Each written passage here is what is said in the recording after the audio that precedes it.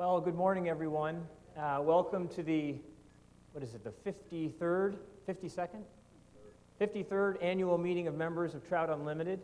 I'm Chris Wood, and I have the honor and the privilege of being the CEO and the president of Trout Unlimited. And before we start the formal program here, I just want to thank a few people who are in the room. First and foremost, and we'll embarrass her later because I don't think she's actually at the event right now, but when you see Nancy Bradley, please make sure to thank her. She just does extraordinary work.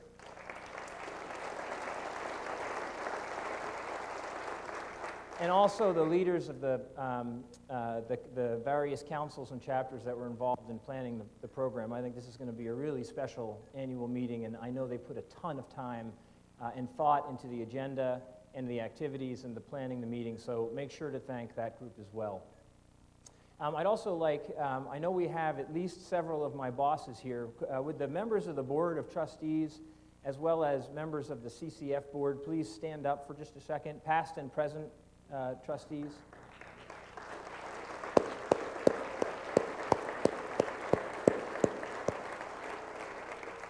As we will discuss in more depth over the next 4 hours as I take you through the state of TU, these people dedicate just extraordinary amounts of time and talent and treasure to make this the great organization it is, and we could not do our work without them. Also, I'm going to ask the national staff that are here to also just stand up and be recognized as well.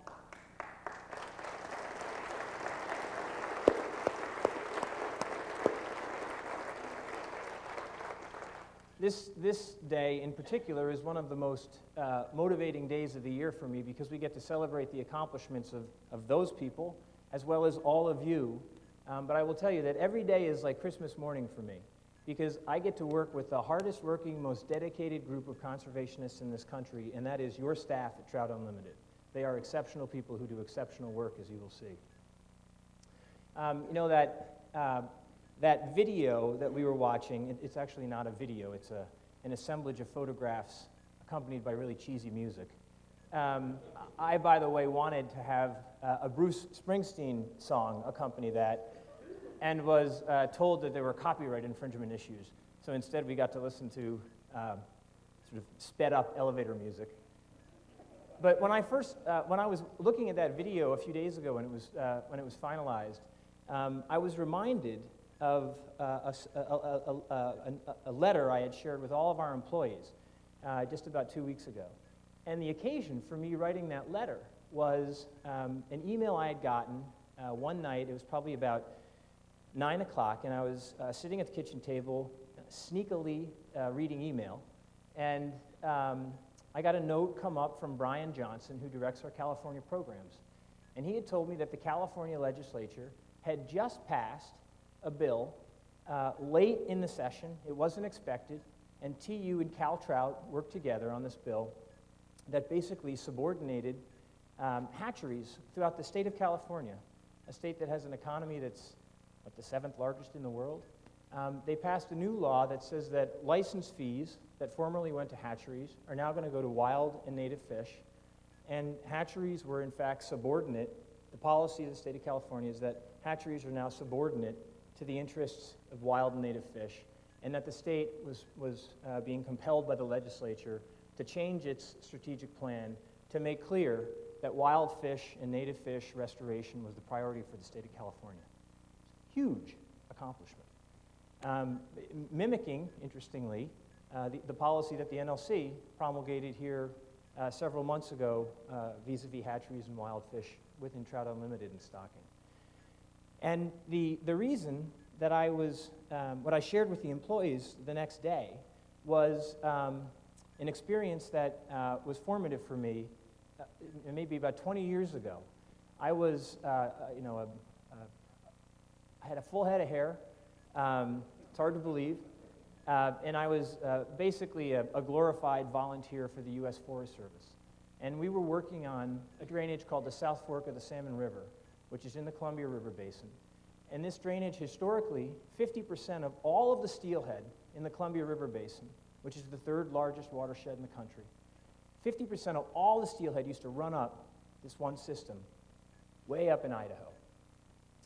And that formerly magnificent fishery had the same sins that befell many fisheries over the years, dams and everything else, but it was punctuated by some intensive roading and logging that went on there in the 60s, and then a big storm that winter, and then a big rain on snow event, followed by a period of warm weather. And literally, 5-6 feet of sediment came off the hill, highly granitic soil there in Idaho, and inundated all the spawning beds.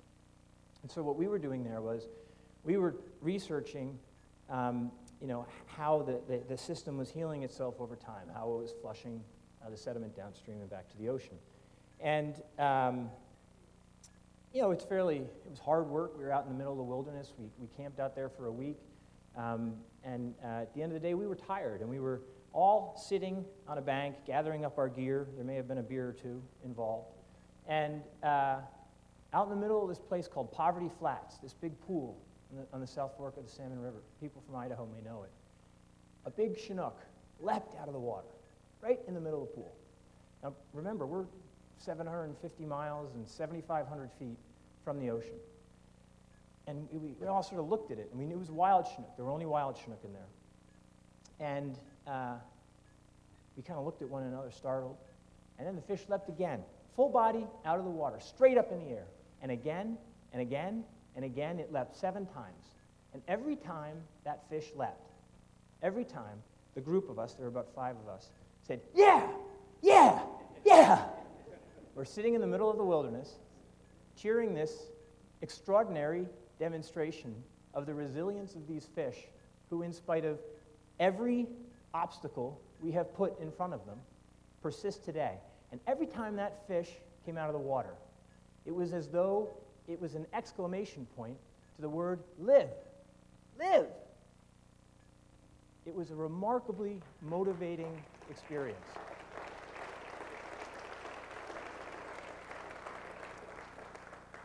And what's really cool, and with that video, why that story reminds me of this video is, I know for a fact that I could pull any of you out right now and embarrass you and ask you to come up here, and you have a similar story. Each of us have a story like that.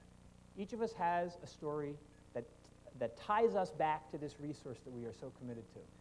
And there is no other organization like that. There's not another place like that, or that can brag on that.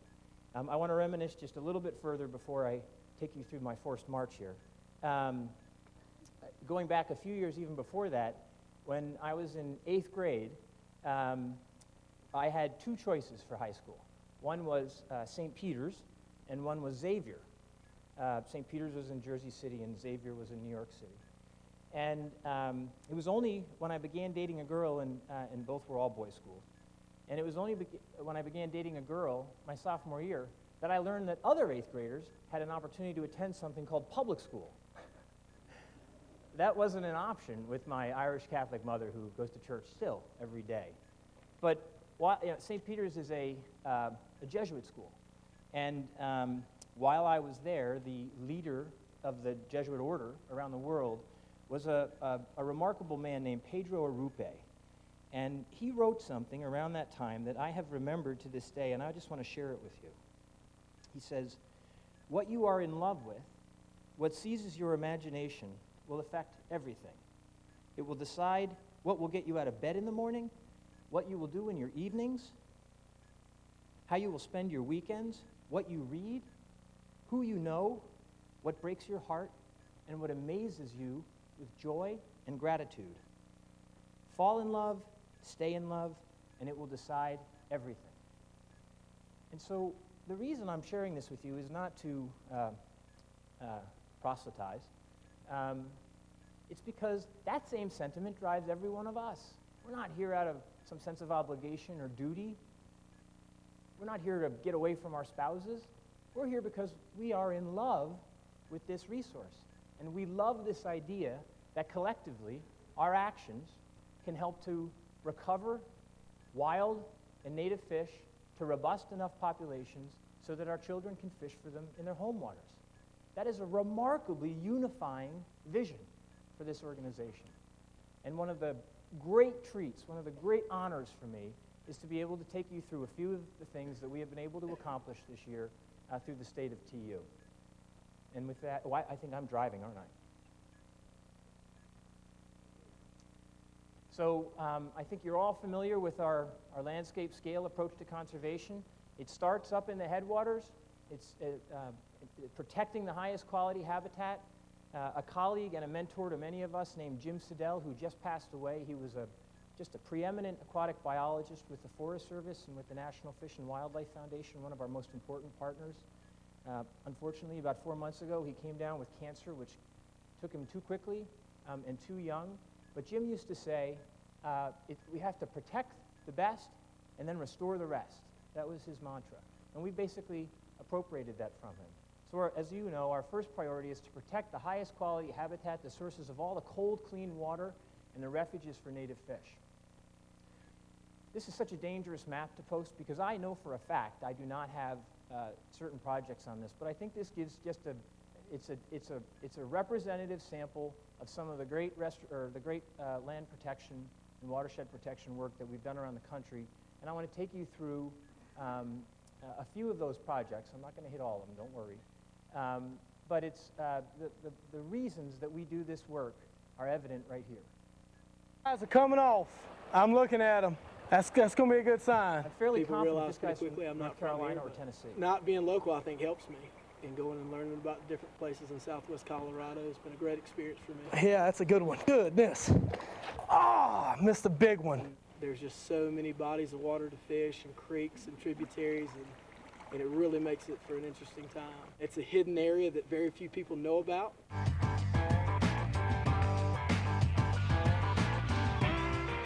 The water's, a foot deep, but that doesn't stop the fish from growing to as big as they just about get.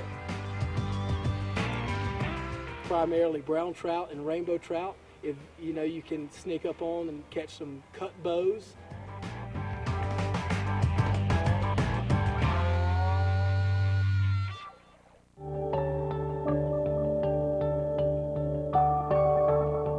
It's an area that needs to be taken care of. I think people need to take a more active role in deciding on what they want to see for their public lands and what they value, and help protect that. There's more and more visitors to this area every year, and the area is not getting any bigger. There's just more impacts on it from people that love it, and sometimes they love it a little to death. God didn't make many places like this, and mankind have decided to protect even fewer of those places. And there's just not many places like this in Colorado, let alone in North America. So we'll start by talking about our highest protection priority. If you are all members in good standing of Trout Unlimited, which I assume by virtue of being here you are. If you read the magazine or any of our email, you've heard about Bristol Bay. This is the world's most important salmon fishery, period. It's just the world's most important salmon fishery. There is a proposal to build a mine in the headwaters of 2 of the 7 rivers that drain into Bristol Bay in this remote part of southwest Alaska. One of those, the Nushagak, every year has one of the top 3 Chinook runs in the world. The other river, the Kvichak, annually supplies about 50% of the world's sockeye salmon. 50% of the world's wild sockeye salmon come from this one river in Alaska. And as you all know, the EPA has been conducting a scientific assessment to determine whether or not the science supports protecting this from a massive industrial mine, and whether the public sentiment is there for that. And what is truly remarkable about this campaign that we are leading is that they held a series of hearings in Alaska. And these aren't towns like Asheville or Boulder or Bozeman. These are towns like Igiugig. These are the epicenter of rural America, working towns that live very close to the land. Many of them, in fact, are subsistence. Remarkably, 95% of the people that attended these hearings in towns like Igiugig supported protecting that fishery and opposed the mine. And I'm confident that within this year, we will be able to stop this mine permanently.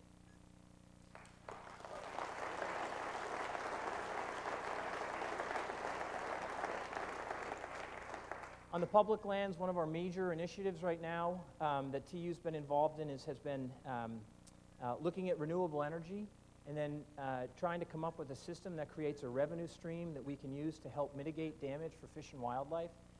This is a bill that TU essentially authored, and what's really remarkable about this effort is that even though Congress right now puts the fun in dysfunctional, we have been able to get broad bipartisan support for this bill. We've got 8 co-sponsors, 8 Republican co-sponsors, including, I would argue, the most conservative member of the House of Representatives leading it in the House. And we've got 3 Republicans and 5 Democrats co-sponsoring it, people who are diametrically, who couldn't agree with on anything, but they're co-sponsoring it in the Senate. Even though very little is getting done in the Congress right now, I am very confident, because this is a good common sense piece of legislation that will have extraordinary benefits for fish, not this year, not next year, but in 20 or 30 years when renewable energy development is passé on public lands, people will be grateful that TU worked on this bill. Another major priority for us is protecting important brook trout habitat in the Marcellus Shale region. This is a resource that is extraordinary in its extent, and I'm fairly confident that Jim Asselstein will probably talk a little bit about this tomorrow. We're not trying to stop all development here. We can't. Most of the development is occurring on private lands, but we're just trying to ensure that there are controls put in place so that when activities like this occur, the damage doesn't affect brook trout streams. One of the things that the Pennsylvania Council has just been great to work with, we've worked with the Pennsylvania Council to train 350 volunteers in how to scientifically monitor water quality. And they're down there below drilling sites making sure that there are no impacts from drilling and from the associated development, and that if there are, they're reported to the proper authorities right away. We also have been instrumental in forming a coalition of sportsman organizations right now that represents about 275,000 people in the Marcellus Shale region. And we've been able to mobilize that group on efforts like a bill before Congress that would have essentially stripped the Forest Service of its ability to regulate development on national forest, in the Allegheny National Forest, in this case in Pennsylvania. And because of the support of sportsmen and how quickly they were mobilized, educated, organized, and mobilized, we stopped that bill cold in its tracks. I think many of you are familiar with the Million Pipeline, the so-called Million Pipeline. This was a proposal that would move 81 billion gallons of water a day. Let me say that again. 81 billion gallons of water a day so people in Denver can water their lawns. They're proposing to take it down from below Flaming Gorge Reservoir on the Green River. This is a river that the state says has 16,000 fish per mile. 16,000 fish per mile. Even I could catch fish there. And I'm pleased to say that because of efforts like this movie that we took out on the road, Green with Envy, and other organizing efforts, that the Army Corps of Engineers and FERC have denied every permit application so far, and I'm confident that within this year, this proposal will also be killed. But we have to remain vigilant, however, because there are other similarly poorly thought out proposals to take water from here and move it across the land, and we need to make sure that doesn't happen. Here in the Southeast, you don't enjoy the same abundance of public lands that people who live in the West do, so it's really important that when we find these high-quality brook trout habitat and wild fish habitats, that we work with the land trusts and the other conservation, people that do private land conservation to make sure that their priorities align with our priorities. And TU staff and the grassroots in this region have just been great. This year we celebrated being able to protect a really important 87-acre parcel that, when you look at the Conservation Success Index, sits smack dab in the middle of one of the few blue areas in the southeast for brook trout. And that kind of, our staff are working with land trusts to expand that approach around the entire region.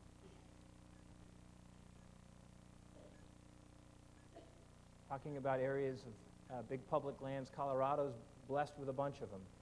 TU, for about 6 years, was working on a Colorado-specific roadless bill, a rule that would protect 4.2 million acres of Colorado's roadless backcountry.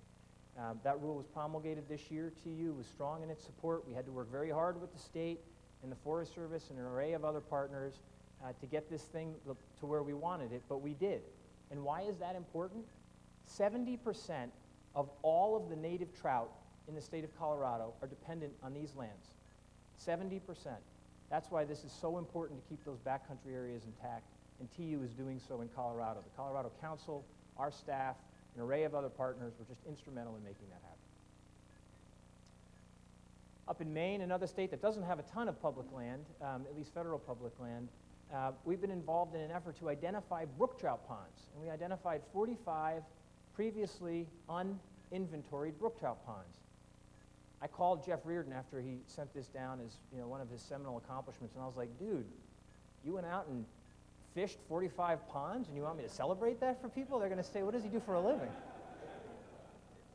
The reason this is important, Jeff educated me, is that once we can identify that we have heritage strain brook trout in a pond, special regulations are then enacted, and you can't fish with bait for those fish, and you can't stock in those waters, thereby protecting the genetic integrity of these most beautiful creatures. We've been working on the Rome Plateau in Colorado for about 5, 6 years as well. This is in the epicenter of energy development in the western U.S. It's in a place called the Piceance Basin. The Rhone Plateau it's a 55,000 acre archipelago of a gem that has some of the most genetically pure Colorado River cutthroat trout in it. And it represents about 1% of the entire Piceance Basin. 90% of the Piceance Basin right now is leased for oil and gas development. Our perspective is that there ought to be some places that are too important to drill for oil and gas, or if it is done, that it be done really carefully. And we were concerned. We had worked with the energy producer. We thought we actually had an agreement. He decided to walk away from the agreement. We ended up litigating, and this year a court found in our favor, and for the foreseeable future anyway, the Rhone Plateau looks secure. The Chesapeake Bay, this is another area where we've really expanded our efforts to work with on private land, to protect private land. This is where we trotted out an idea that Paul Doscher of our board, who also works for an organization that does private land conservation in New Hampshire, had pushed us to do. And basically Paul's vision was that we should create a fund.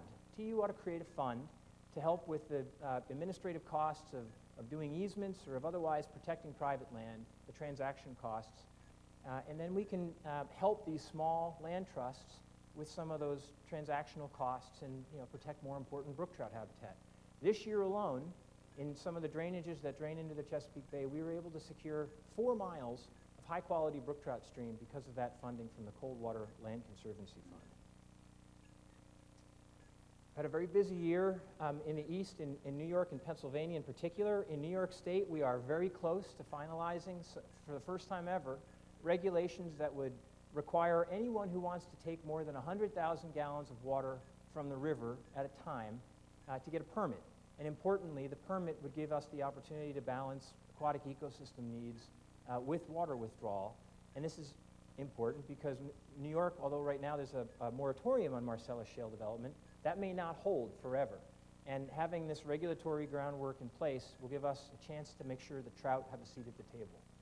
In the Susquehanna River Basin, we're also very close to getting a rule passed, which the Susquehanna River Basin Commission is working on right now, but our councils have been very actively involved in this, our relevant councils there. And we're confident that the final rule will end up protecting 40,000, will end up not allowing water withdrawals in about 40,000 miles of the 48,000 miles that are in the basin. About a month ago, we celebrated a major win on the Bear River. And this is something that the Wyoming Council was involved in, the Idaho Council in particular, the TU staff especially. There was a proposal to build a dam along the stretch of the Bear River called the Oneida Narrows. This is a shot of it. It's an extraordinarily scenic landscape. It also happens to be a really high-quality fishery. But what's really cool about this story is that when the Idaho Water Resources Board, now this may come as a shocker, but Idaho is not necessarily a paragon of progressive thinking when it comes to conservation. I'm gonna take some, I may take some flack for that one. what they cited in denying the permit for this dam, which in and of itself is fairly extraordinary, I'm not sure that's happened before. They cited the fact that we had spent, with Pacificor and other partners, $3 million to help recover Bonnieville cutthroat trout in this river system, and to reconnect 150 miles of habitat over a 5 or 6 year period. That was one of the principles. For the sake of this audience and for this presentation, that was the reason they gave for denying the permit. It was an extraordinary win, and it showed the power of TU working together at all levels of the organization. Uinta Wasatch Cache National Forest in Utah, another extraordinary landscape. It's home to Strawberry Reservoir, which at one point, one of the Utah guys can correct me, I believe we had the U.S. record rainbow caught from Strawberry Reservoir. But it's a really important wild, native, and recreational fishery. About 4 or 5 years ago, we began a dialogue with the U.S. Forest Service that wanted to open this area up to oil and gas leasing. Again, we were very supportive of them doing responsible development, but we didn't want to see the kind of harem-scarum, willy-nilly development that we were seeing in other parts of the West. And I'm proud to tell you that this year, the Forest Service came out with a record of decision which we wholeheartedly supported. They said in this 750,000-acre landscape, we're going to put aside the roadless areas. We're not going to do development in those places.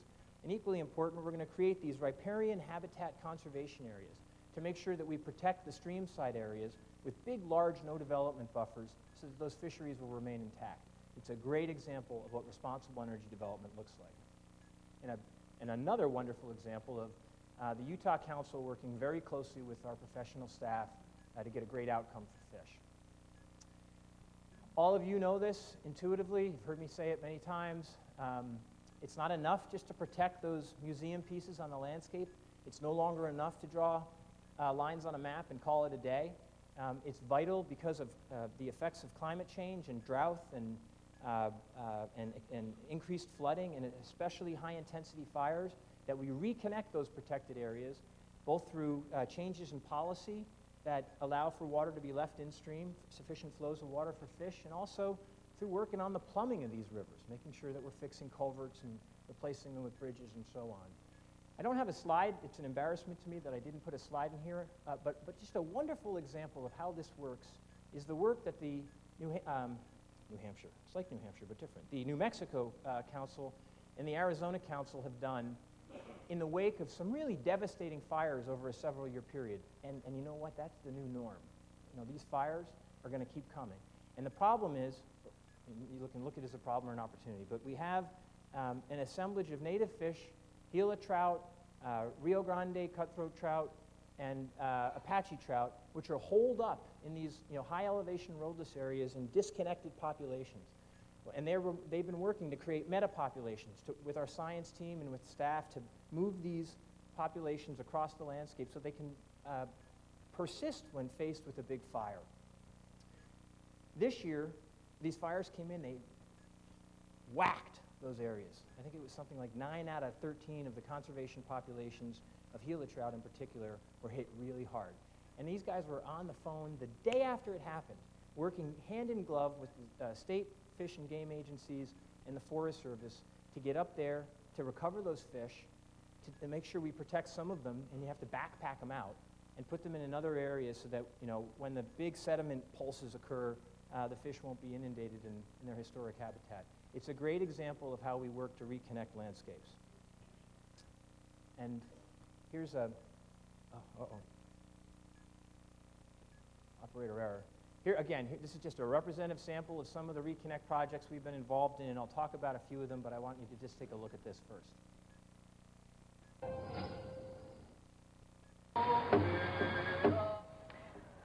Demolition of a 200-year-old dam on the Penobscot River got underway this morning. The Great Works Dam is being removed as part of a project aimed at eventually reopening nearly 1,000 miles of river habitat to Atlantic salmon, shad, herring, and other migratory fish.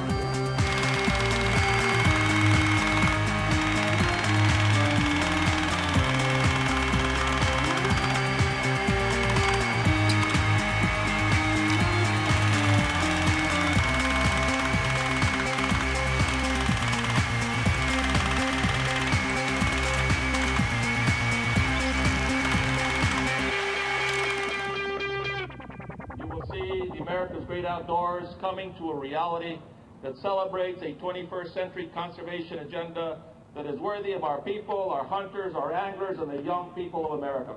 It is an awesome vision and an awesome reality that we're seeing here on the Penobscot River. So just to make sure you're all aware, those videos were actually sped up. Track hose don't actually work that quickly. The unions won't allow them to. I'm just kidding. I'm going to see if there's a constituency I can't offend today. But this is, that was the, is it the VZ Dam? It was the Great Works Dam that I was actually there. This is my head, my brain. I was actually there with Secretary Salazar when that dam came down. Frankly, it was disappointing. They did this whole big count, Secretary Salazar gave this very moving speech, and then, they counted down, and they had drums beating from the Penobscot Nation. And, I was waiting for some guy to, push the plunger down and watch the thing go, and they're just kind of pecking away at it with that thing. But we sped that video up like 100 times. The other thing is, I wonder how bad the liability insurance is for those guys who are sitting down there in the tractor below the dam. Anyway, this is what that river looks like right now. They took that dam out. That's what a river should look like. And because of our work on the Penobscot River with a great coalition of other conservation interests in the state and tribes in particular, we're going to be able to recover in the immediate future 1,100 miles of habitat that were previously inaccessible for anadromous fish, including Atlantic salmon. 1,100 miles. That's extraordinary.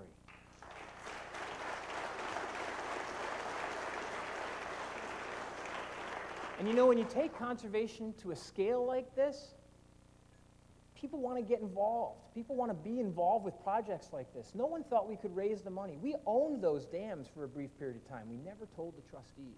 But we actually own these dams. We still own 2 of them.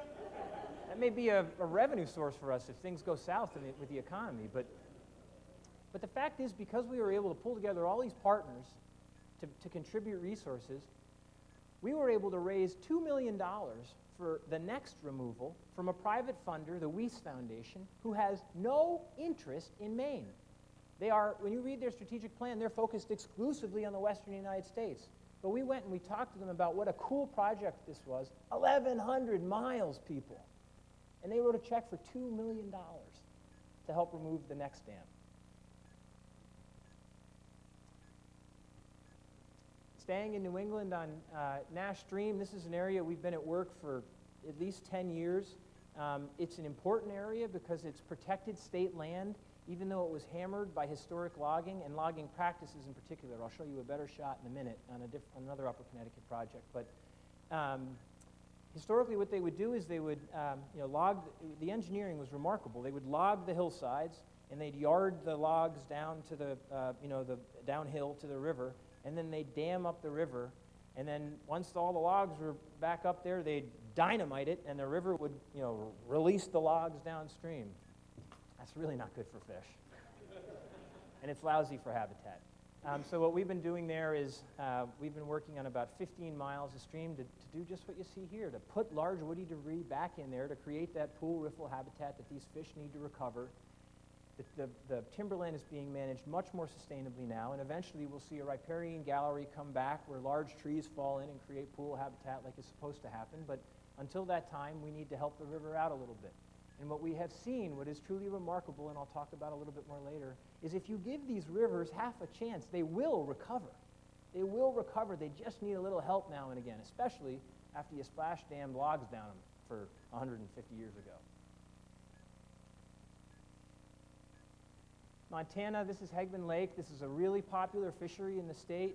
The Montana Water Project is really one of the most innovative, or the Water Project in general is one of the most innovative conservation programs in the country, but the Montana Water Project really sets the bar. They were able to pass several years ago with the help of the council in-stream flow legislation in the state that allows landowners to leave water in stream for the benefit of fish. And we were able to work out an agreement with a private landowner that ensures that Watkins Creek, which is an important West Slope cutthroat trout stream, has flows of water now year-round so that fish can survive. It was a great accomplishment and one of many of the Montana Water Project. Moving over to Oregon, this is a coastal cutthroat trout. It's one of the prettiest fish, I think, prettiest trout in my view anyway. That's a very subjective statement, I know. But it's also one of the most underserved. You know, we have put so much emphasis as a nation in the Columbia River Basin. We spent about $12 or $13 billion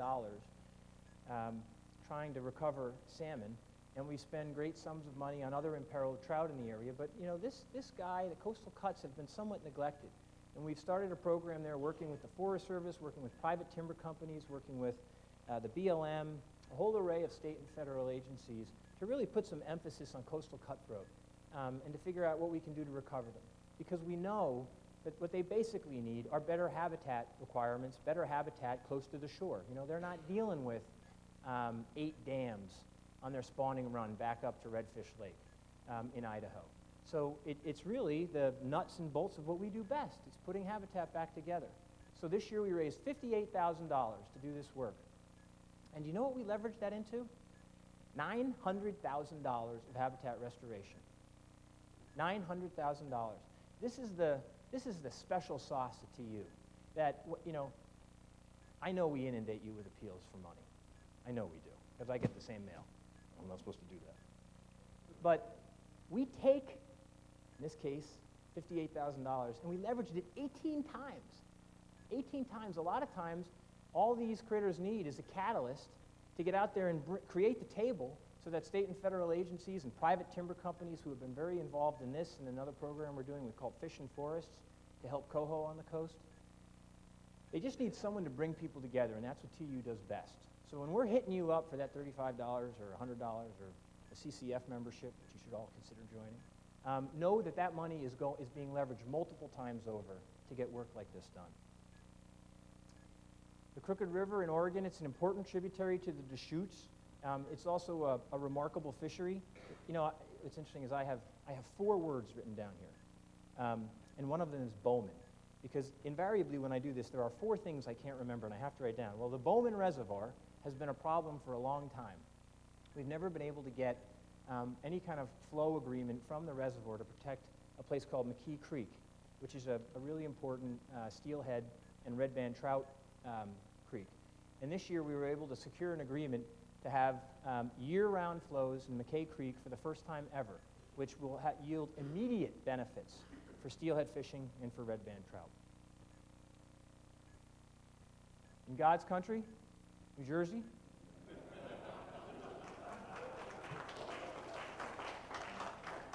we've been involved now for 3 or 4 years on a project called the Musconetcong River Watershed Restoration. The locals call it the Muskie for short. This is a good example of what I mean about liability with this guy. At least he's upstream. But this year we removed 3 small dams and 1 larger dam to reconnect habitat on the Musconetcong River, which flows from Lake Hopatcong up in the western part of the state all the way down into the Delaware. And it opened up about 11 miles of habitat for anadromous fish. What's really exciting is they have 2 more much larger dam removals that are undergoing feasibility studies right now, but we're going to get those out too, which will open up another 15 miles of river. This is, you know, I'm a little bit of a homer when it comes to New Jersey, but this is such a cool project. So it was Thanksgiving 5 years ago that, you know, a couple of the guys are here. A couple of the guys from New Jersey are here that helped put this thing together. But we had a phone call on Thanksgiving night. Now, most sane people, would be home with their families, watching a football game or doing what families do on Thanksgiving after eating. We were on a conference call where these guys, including Brian Cowden there, were talking me out of doing a big river restoration on the headwaters of the Passaic River, which I got all excited about because I found out there were brook trout in the Passaic. I mean, who knew? If you're not from New Jersey, you won't appreciate that, but the Passaic River's, it's not a pretty sight. But this project was birthed that night, and it has been a remarkable collaboration between the New Jersey Council and TU National. In fact, Brian Cowden, before we hired him, was a leader in the New Jersey Council. Whoops, whoa. On the Carmel River in California, this is an area that that the National Marine Fisheries Service has said has one of the most important south central populations of steelhead it's their highest priority for recovering steelhead along the coast, this population in the Carmel River. This is the San Clemente Dam, which we struck an agreement to remove that dam this year. And when we remove this dam, it will open up 25 miles of spawning habitat for steelhead that previously was inaccessible. Another great example of our work in California, you know, before I even talk about this, I just want to mention that we are probably close, it's either this year or last year, to the 40th anniversary of the Great Reformation, of the schism, when a bunch of anglers who were members of TU in California said, you know, you guys aren't spending any of our money in the state of California, and they, rightfully I think, said we're going to go form another organization that actually works in California, and they formed CalTrout. And that criticism was valid. I'm proud to tell you right now that we spend about $4 million a year doing work in California, and we work extraordinarily closely with CalTrout. But we spend a lot more money doing restoration than they do. One of our more innovative programs is we're working on about 10 coastal streams in the state, working largely with vintners and wine growers, but other private landowners as well, some timber companies. This year we put about $700,000 on the ground to help do habitat restoration that we received from the state. Again, one of the reasons that this work is so important, this coastal work is so important, you don't have to deal with all the complexity of the dams and a lot of the flow issues that you deal with these upriver stocks.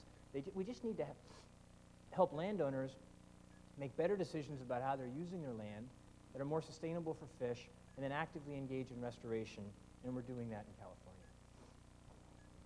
Another great conservation success, the 9 Mile Creek. It's a tributary to the Okanagan in Washington State. For 40 years, this creek had been dry, just dry.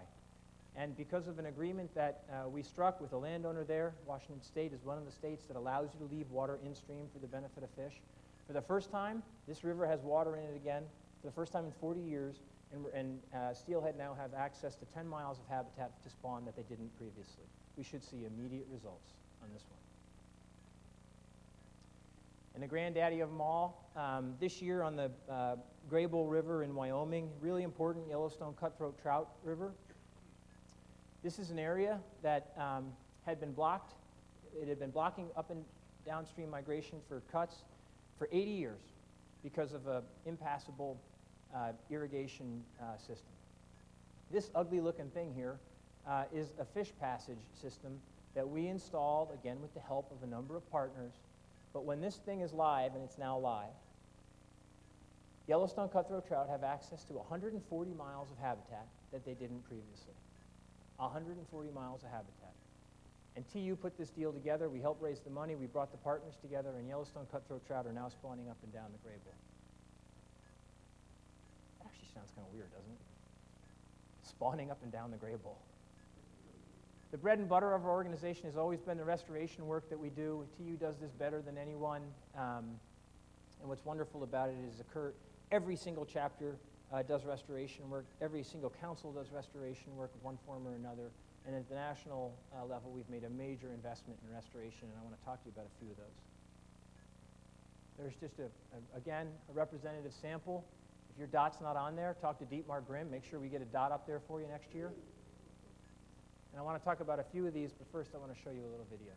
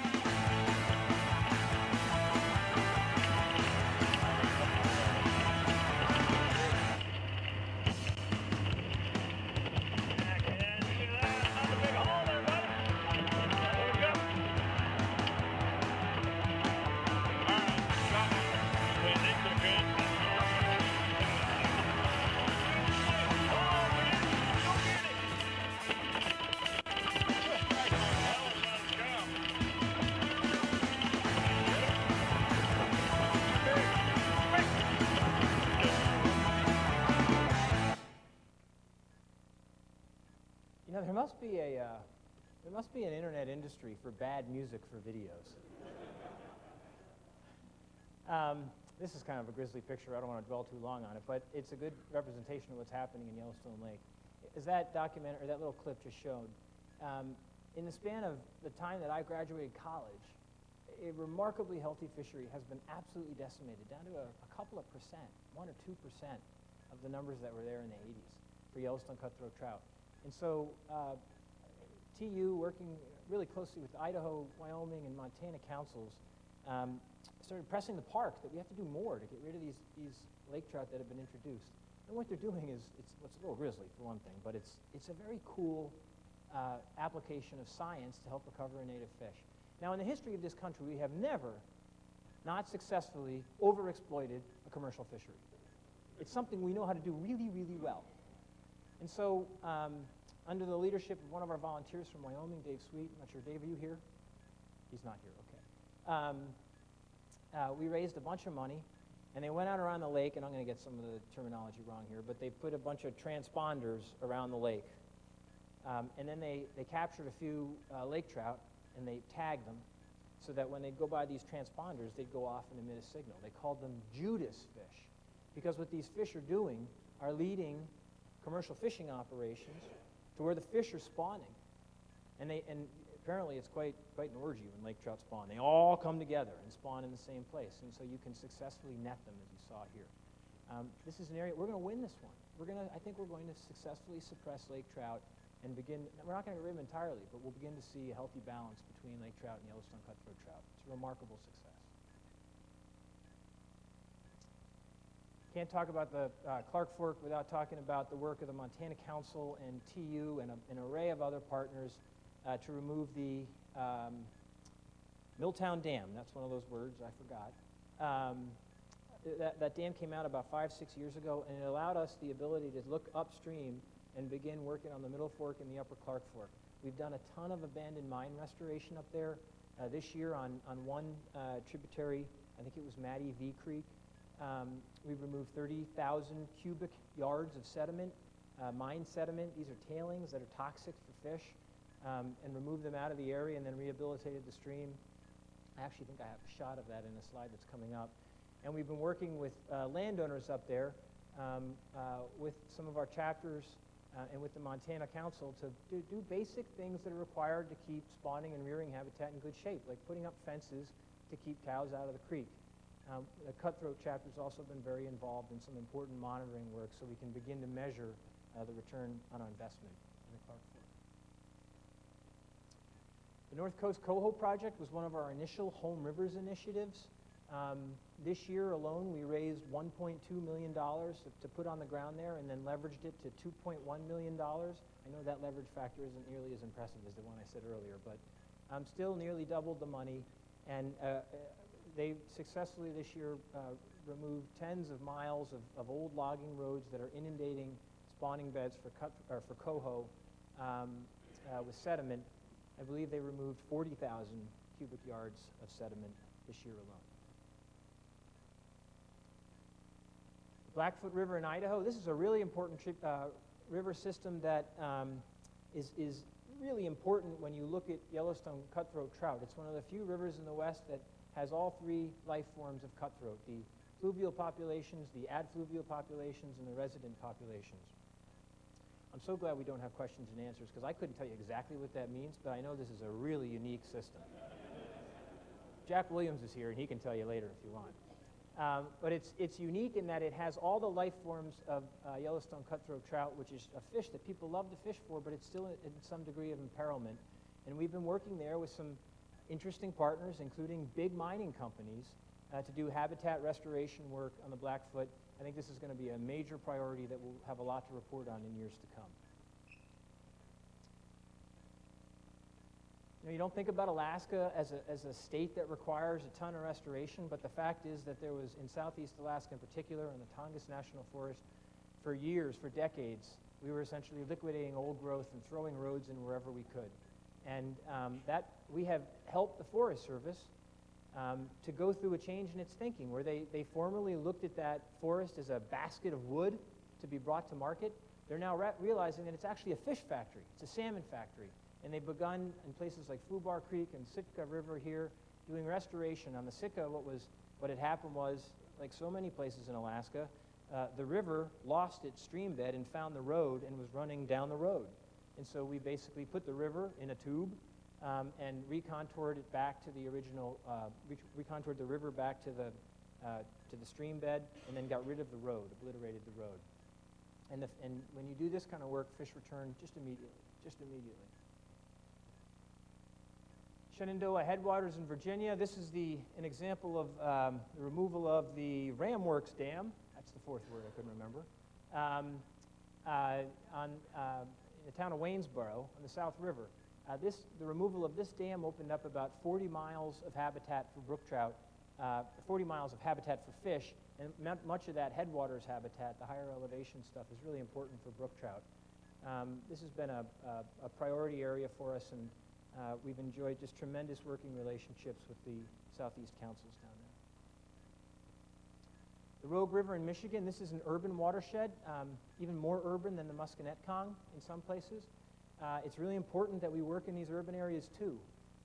We all sort of are drawn to, I think, naturally these more remote rivers where you can catch larger fish, and the return on investment may be higher than in a system that's been developed. But it's really important that we help kids understand the importance of restoration.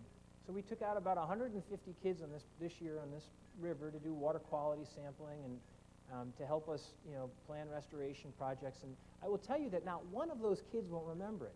And if they all don't become TU members, they will all become people who engage in conservation in some way when they become adults.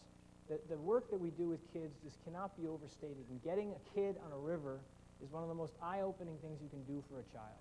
And we've done a great job of doing that in the Rogue. One of the other things we've done is we're creating a stormwater management guide, basically a landowner's handbook for the Rogue, that we're going to give out to everyone who lives along that river system so they can make better decisions on a daily basis about how they're managing, how they're mowing their lawn if they're cutting too close to the river, or otherwise identifying things that people can do to take care of rivers and streams. Another one of our older projects is the West Branch of the Susquehanna. When I first arrived at Trout Unlimited, the first trip I did was to a place called, I'm going to forget the town, but to Kettle Creek, Pennsylvania. Very small town in Pennsylvania. Kettle Creek had been hammered by acid mine drainage. I was taken to water that was bubbling out of these drain adits that was orange. And I was like, this is hopeless. What are we doing here? And then, our staff person showed me these passive treatment systems that look like this, these sort of lunar landscapes. And I thought, this is crazy. This is never going to work. It worked so well that this year, for the first time, we have brook trout spawning in areas that we did habitat restoration work 6 years ago that were totally hammered by acid mine drainage. Fish are back and they're spawning. Native brook trout are making their way back up. More importantly, the state took the lessons that we learned at Kettle Creek and they applied it to the West Branch of the Susquehanna, a river that drains 20% of the Commonwealth of Pennsylvania. It's a great example of scaling up conservation and using it to impact a much larger landscape than we otherwise could have been able to do. And our work in the state this year generated, we won the coveted Sully Award, the AFS, American Fisheries Society's highest conservation honor, as well as 2 prestigious awards from the state of Pennsylvania. I often refer to TU as the patron saint of forgotten environmental causes. And that is no more evident than the work that we have done on abandoned hard rock mines in the western United States. The EPA estimates that 40% of all western rivers are affected by abandoned mines. And I can count, on one hand probably, the number of groups that actually work on that issue. Thanks to the generosity of the Tiffany, here's a strange bedfellows one for you. Thanks to the generosity of the Tiffany and Company Foundation, which has been with us from the beginning. They've invested well over $1 million to help us clean abandoned mines in Colorado, Idaho, Nevada, California, and Montana. This year we add to that list of supporters Freeport-McMoRan, the world's largest copper company. I got a call from the CEO out of the blue one day, and he said, I like the work that you guys do. You should be careful partnering with us. we have a bad reputation, but I think we can help you guys. And they signed an agreement with us to give us $350,000 over 3 years to do abandoned mine cleanup in Colorado. It's a great example. There's no reason that we can't hit every hard rock mining company up, especially with gold and silver at the prices they're at right now, to do similar work with us. And again, this is one of those things, it's not hard. I know if you have a draining adit, it's very complicated. But 80% of abandoned mines are these tailings, like that one. I think I actually have a clicker here. That one. Those tailings, you dig in there about an inch or two and breathe deeply, and you'll facilitate your poor health. I mean, they're full of cadmium and arsenic and zinc and a bunch of other stuff that's really bad for you. All you have to do to get rid of those is you dig a big hole, you line it, you get to use heavy equipment, it's cool stuff. You move the dirt into the hole, you line it again, you reseed it with native vegetation, bang, you're done. You dig a French drain around it. We've now done this in countless sites in the West, and the return on investment is immediate. You can see this is a before and after shot of, I think this is Kerber Creek in Colorado, but this is what it looked like before. The river had lost its channel. God knows where it went. It probably ran underground. We took the tailings took the tailings from here and here and here, created a big repository, dumped them in it, and then did physical restoration. This tree is that tree. I'm going to move on before you look too closely and catch me in an error. I talked earlier about the effects of splash damming and historic logging practices in New England. Here's a great example of it. Rivers don't normally run that straight. That just doesn't happen. But yeah, you can see there's all the large wood is gone from the riparian area. There's no habitat complexity at all. This is not actually, truth be told, a before and after shot. But what we've been doing in the Upper Connecticut is we did about 11 miles this year of what they call chop and drop. It's not a perfect solution, but you've got to get some structure back into these systems so the fish have some holding habitat. We're not anchoring this in place. We let the river move it where it will, as would occur in a natural system. But it's a good stopgap measure to help recover some functionality to these streams until those large trees can grow back in the riparian areas and fall naturally into the river and create riverine habitat. Another important piece of work that we've been doing in the Upper Connecticut is stream crossings. Again, we think about stream crossings. We drive over them all the time, particularly in the east, but so many of those culverts are either perched, they're literally up in the air where fish can't move through them, or they're plugged or blocked. They're otherwise creating passage problems for fish. On the Upper Connecticut project, we've been able to identify, or rather to do, about 12 miles of, open up 12 miles of habitat that have been previously blocked because of plugged culverts. And we replace them either with bottomless culverts or with bridges. It's not sexy, it's pretty mundane, putting in a culvert, it's not the best way to spend a Saturday, but the returns are immediate. Fish come back right away.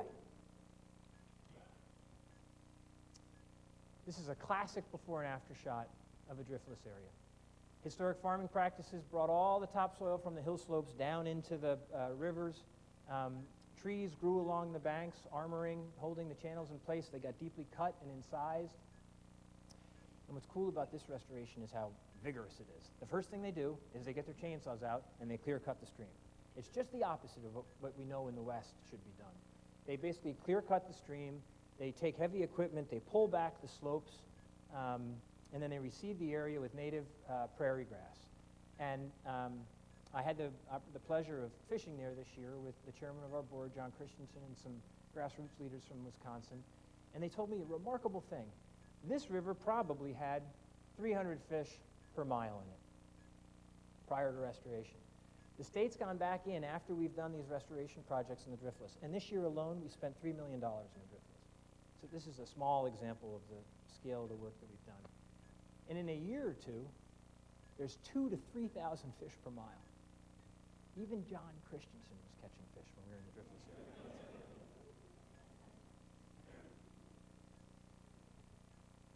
I want you to see that. On the upper Deschutes in Oregon, this is another great example of the importance of getting kids out and onto the landscape. We're working with an array of conservation partners. The Brainerd Foundation made this work possible. But what's cool about it is not just the in-stream restoration that we're doing, and that's manifold. What's cool is that this year we took 250 kids out from the Bend community out of school and on this river and taught them about bugs and how the stream functions and how it's supposed to function, and got them planting trees and rolling rocks. And as I said earlier about the Rogue River in Michigan, every one of those kids is going to be an advocate for that river. Every one of those kids is going to go home and tell their parents to be advocates for that river. And hopefully every one of those kids will become TU members. This is the West Virginia fencing crew of Trout Unlimited. Apparently, you have to have sunglasses and facial hair to be on the fencing crew for West Virginia TU. These guys are remarkable. They have fenced 1 million feet of stream. That's 100, I looked it up on Google. It's 189 miles of stream. That's 189 miles that cows won't go in and tear up a stream bottom. That's incredible. 189 miles. And they work, we work very closely with the Fish and Wildlife Service. They originally worked for them. We took them over on a cooperative agreement, and it's all part of our effort to extend the cold water influence of the Monongahela National Forest brook trout streams down onto the private lands. You can go from the forest where you've got intact, healthy brook trout populations down, because there's a ton of inholdings in the Monongahela, down onto private land, and then the habitat, all of a sudden this little creek is 5 times as wide, and there's cows dozing in the creek and eating everything along the stream bank. All you got to do is just fence those cows out of there, create openings for them to get their water in strategic locations, and the rivers recover immediately. We're seeing the cold water influence extend on the Monongahela miles downstream now because of that work by these men. I would not want to run into that group on the road. Finally, this is my favorite part of the presentation, where I get to talk a little bit about the people in TU. I've made it a point to try not to mention too many staff names formally, because when I do, I invariably forget some and offend. But when you think about conservation, it's not about knowing what fluvial and adfluvial means. It's not, having these landscape scale, approaches to conservation. It's about people. It's about engaging people. And this is what we do best. This is what you do best. We're going to see membership increase. This is a major priority for us this year. We're now at about 150,000. Over the next 3 years, there's no reason we shouldn't be 250,000. When you think of the scope and scale of the work that we do, if anyone that you fish with had to sit through the previous 45 minutes of slides that I just made you sit through, there's no way they wouldn't become a member of Trout Unlimited. Our job is to get that number way up over the next 3 years, and I'm going to talk about a few things we're going to do to make that happen. Again, the trend line is positive and growing when it comes to volunteer hours that are donated. The average TU chapter donates on average something like 1,800, 1,900 hours of donated volunteer time a year. It's incredible. And the revenues continue to grow from chapter projects, where you guys are doing great work in your own communities. A shout out to the few, the proud, the Vol Ops staff. Right? Hear, hear. Let's hear it for the Vol Ops staff.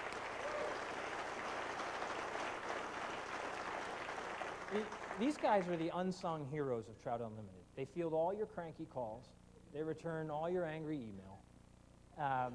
They have assembled an extraordinary amount of resources in the chapter tackle box. The trainings that they put on 1 or 2 trainings a month that are then recorded, and anyone can access them and download them. They help with youth camps. They help with regional council meetings. They do a great job. And I believe this is a women's fly fishing clinic that we did in Wyoming. But the work of the volunteer operations staff, there's about 4 or 5 of them, but it seems like there's a lot more because they work so hard. They do a great job.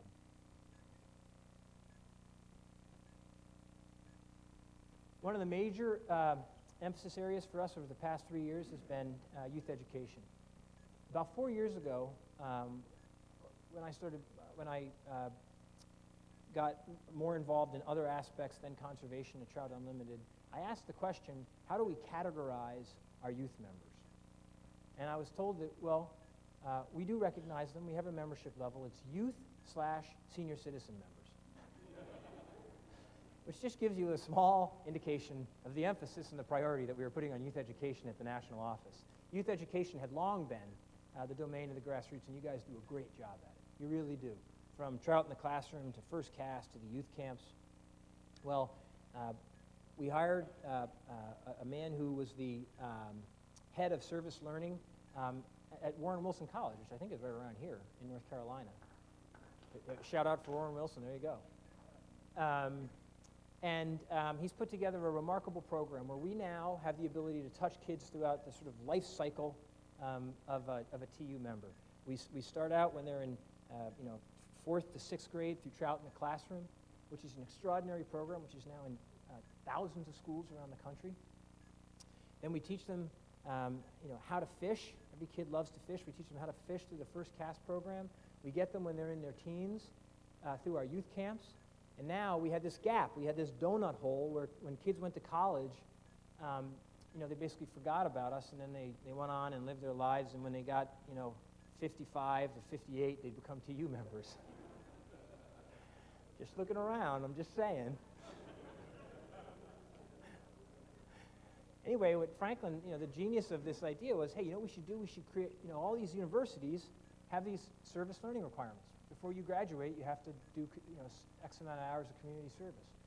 And so we've now created these 5 Rivers chapters, and we pair up, we literally have dozens of them now. We pair up local universities with local TU chapters, and they can thereby fulfill their service learning requirements and become affiliated with TU. It's a much stronger connection, and then we get them as members before they leave university. Youth education continues to be a huge priority for us this year, too. We've always been involved, as you saw from the video earlier, with Project Healing Waters and helping veterans to heal through fly fishing. I'm proud to say that my 2 brothers funded the position that allowed us to hire an organizer. It's hugely important that we give something back to these people who have given so much. This program is growing weekly. I think we're now up to, it's 80 chapters have participated in veteran service partnership programs where they get veterans out on the water, they teach them how to tie flies, they otherwise, just as Alan Folger said in the video earlier, employ the healing power of water to help these people heal who have given so much.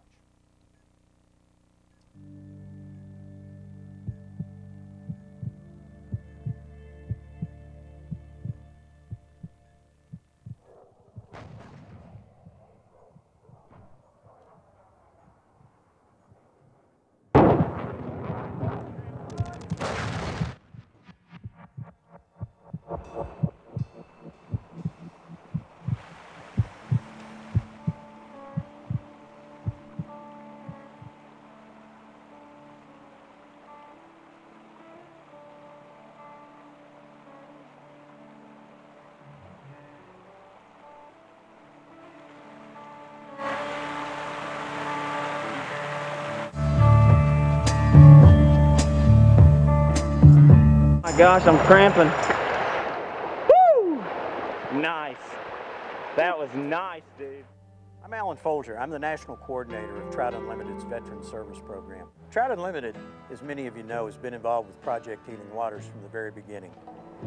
It was not done on a formal basis. It was just strictly between individual TU chapters and Project Healing Waters. Well, when we formed the Veteran Service Program in January of last year, that would be 2011, when we formalized our involvement, I began recruitment efforts to get chapters involved across the country. We've got 67 Trout Unlimited chapters across the country right now involved. We're in 30 different states and we're growing every week.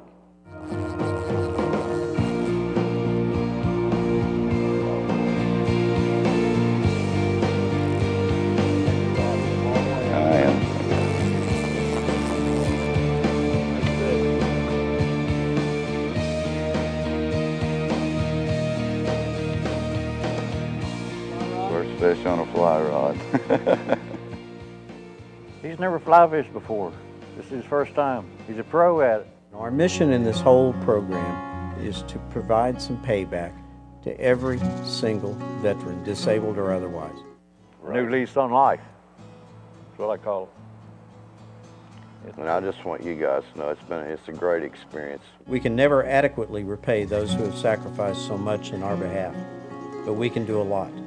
We can introduce them to the sport we love and give them the chance to experience the healing power of the water.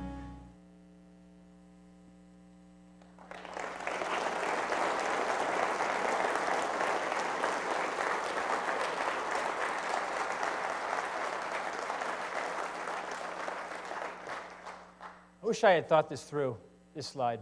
It's hard to follow that, really moving, sort of moving from the moving to the mundane. As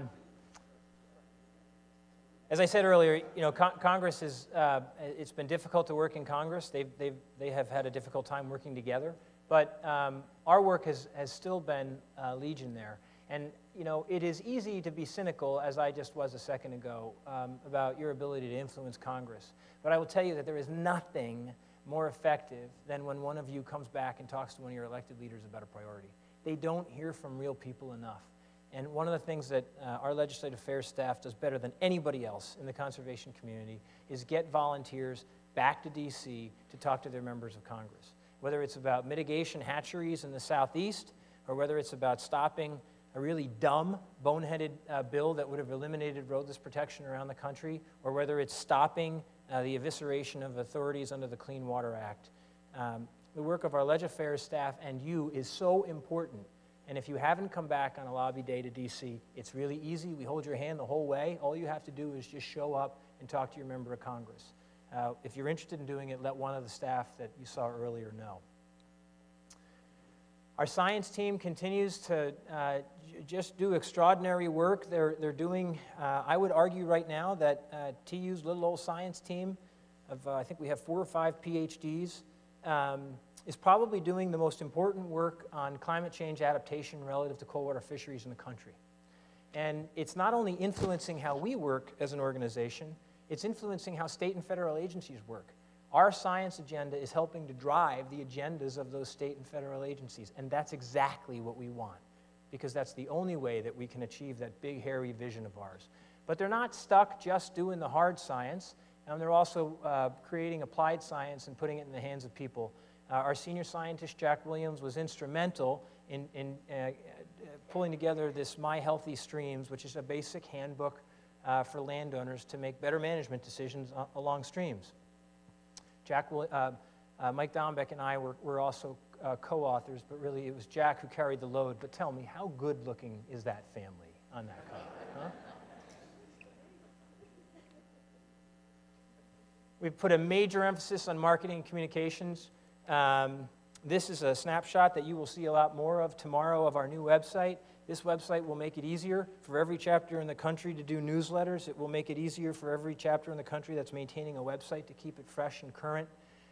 We also think it's going to give us the ability to draw a lot more anglers into the organization as members by sharing information about rivers that they really care about. Again, you'll hear more about that in the coming days. We've also put a major emphasis on going after the opinion leaders for people who fish, outfitters, guides, and businesses. You'll learn more about our TU Endorse program. I'm very pleased that we were able to hire Kirk Dieter. I don't know if Dieter's here today. See, there he is. Yeah, see, so I'm going to embarrass him now. I wouldn't have done this if I was known he was here, but it's too late to stop now. You know, if we had, you know, drawn a picture of the best editor that we could have for Trout Magazine, it would be Kirk Dieter.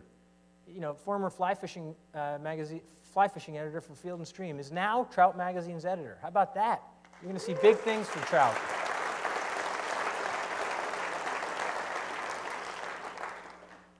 Just 2 more slides. I want to mention the Cold Water Conservation Fund, and I should mention them in tandem with our science slide. The Cold Water Conservation Fund is basically anyone who donates more than $1,000 a year or more to TU. I am a proud CCF member, as I know many of you are. They make all that science work that I just described possible. They funded the Healthy Streams Handbook, for example. There is not a TU project that I mentioned today that didn't have the CCF touching it in some way. So to the extent you are able to do so, The CCF is now at about 1,000 members, and there's no reason that we couldn't treble that, because the work that the CCF makes possible is extraordinary. So join the CCF if you can now. And I will tell you that the CCF was moribund for a while. It had sort of lost its way, if you will, and we hired up and made brought some great staff in. But one of the people who really made that possible was Tom Stoddard, who's here in the room right now. And actually, I didn't think this through. I was going to give Tom the new CCF jacket, which you can get too by becoming a member of the CCF today. It's a Sims Windstopper jacket. It's got that dorky CCF logo on it over here, and it says Trout Unlimited on the back. But I realized that I have an orchestra pit here, and Tom, I don't know how to give it to you. Okay. So he's going to come back. I feel like Bob Barker right now. Come on down. Tom Stoddard, come on down. Thank you, Chris. Thank you. Don't try it on. It's medium. We have a large waiting for you. All right. Thanks very much. Thank you, Tom. Good Yeah. stuff. All right. Last slide. When I first saw this, I just started cracking up. Does this not look like the ferryman on the River Styx? Appropriately, we're talking about planned giving. We are in the midst of, in fact, we'll discuss it at the board meeting if any of you want to attend, any of the development committee meetings, that is. We're developing a new development plan for the organization. The two principal areas that we're focusing on are major giving through the CCF and also planned giving. When you look at colleague organizations, I mean organizations that are about our size, groups like the Wilderness Society, Defenders of Wildlife, National Wildlife Federation, whose program is about the same size as us, they budget annually between $3 to $15 million a year for planned giving. We budget a goose egg. It's never been a priority for us. It's never been an emphasis, but just last week we received a $50,000 check from the estate of David Beckwith, a former trustee and treasurer of the organization, who remembered TU in his will. And so you're going to see us begin to emphasize this more. There are ways that you can do this to take care of your family and then take care of the fish and the places that you love to fish as well. So you'll begin to see more of our emphasis on planned giving. Well, that essentially concludes the state of TU. I hate to end it, though, talking about planned giving. So I was just thinking how I could end it, and I want to go back to the beginning and just share with you one other thing that Pedro Arrupe, Father Arrupe, the former leader of the Jesuit order, said. In 1973, he gave this talk where he just extolled or implored people that were being educated by Jesuits to become men and women for others.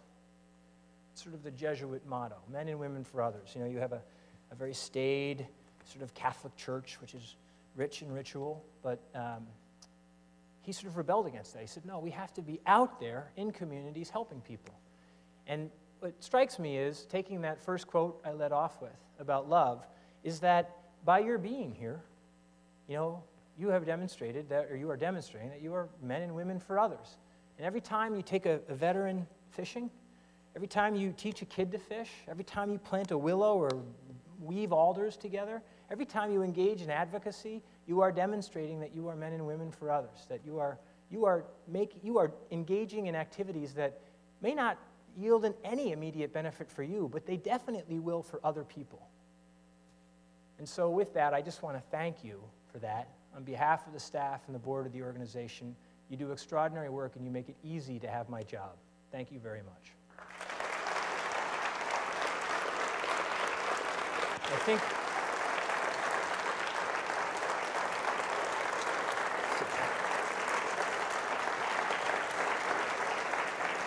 all right, come on. Thank you. You guys are making Mita stand up, and she needs knee surgery.